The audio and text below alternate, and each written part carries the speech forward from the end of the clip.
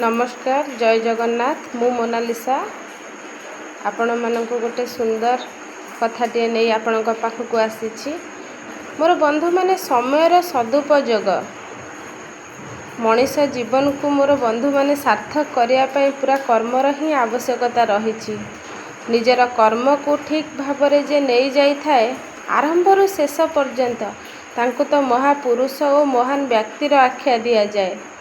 मनुष्यर बहु सुगुण भितर परा समय सदुपयोग सबुठारु अन्यतम जी समय यथार्थ उपयोग करि न थाए सी तो जीवन युद्ध परास्त ही होता है।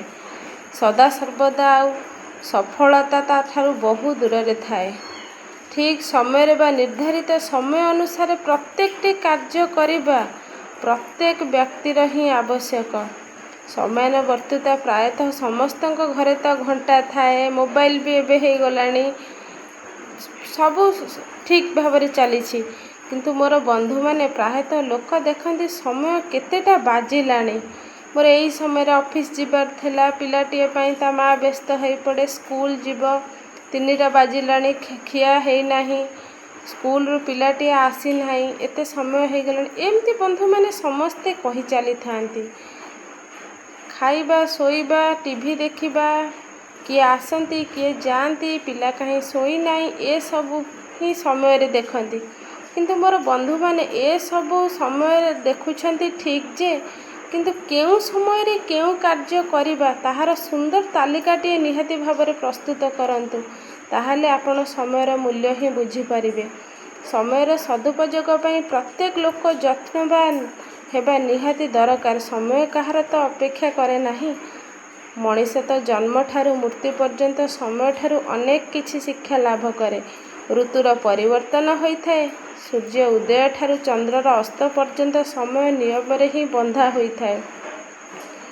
अज्ञान केबे समयर मूल्य बुझे नहीं। आलस्य सदा सर्वदा तार समय को बंधु माने नष्ट करि थाए। समय आ तार भूल करि बसे आउ जहार संशोधन ही परवर्ती समय रे होई पारि न थाए।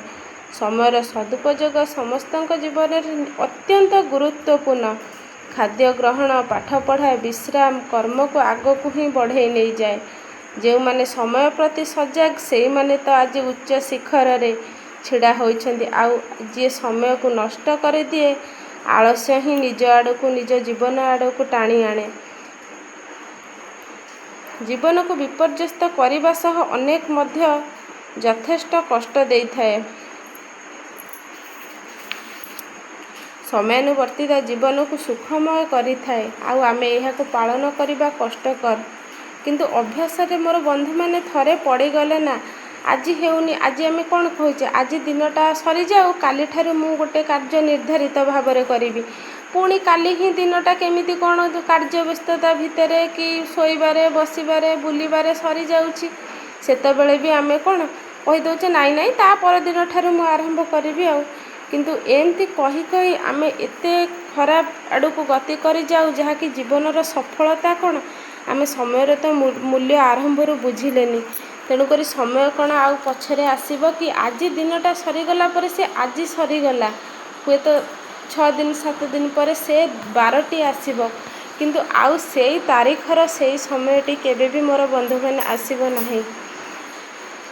यह पालन करने कष्टकर किंतु अभ्यास रे थरे पड़गले जीवन आनंद रे भरी जाए। आज समस्त पाखे सबकि थाई मध्य समयर घोर अभाव रही किए कहा पिला मानू व्यस्तता भितर समय दे पारुनी किए परिवार को समय दे पारुनी किए दूर रे अच्छी वर्ष वर्ष अपेक्षा करुच्ची टिके वृद्ध पिता माता को देखापी तार स्त्री पिला मानू देखापी का किंतु समय धीरे धीरे सरी जाउछि। तेणु समयर सदुपयोग न कले विकास धारा बहु पछरे पड़ीजिव एथिरे मोर बंधु माने टिके भी संदेह नहीं। ये सुंदर जीवन ए सुंदर समय आज दिनटा तो काली के आसीब नहीं ना। भगवान जदि एते सुंदर जीवनटीए देइछंती ताहले मु समयर सदुपयोग काहे करिबिनी कहंतु तो। मो कहिबारे किछि भूल थले मोर बंधु माने गुरुजन प्रियर मते क्षमा करिदेबे। नमस्कार रहिली जय जगन्नाथ। वीडियोटी भल लगिले निश्चय शेयर करिवे लाइक करिवे कमेंट करिवे।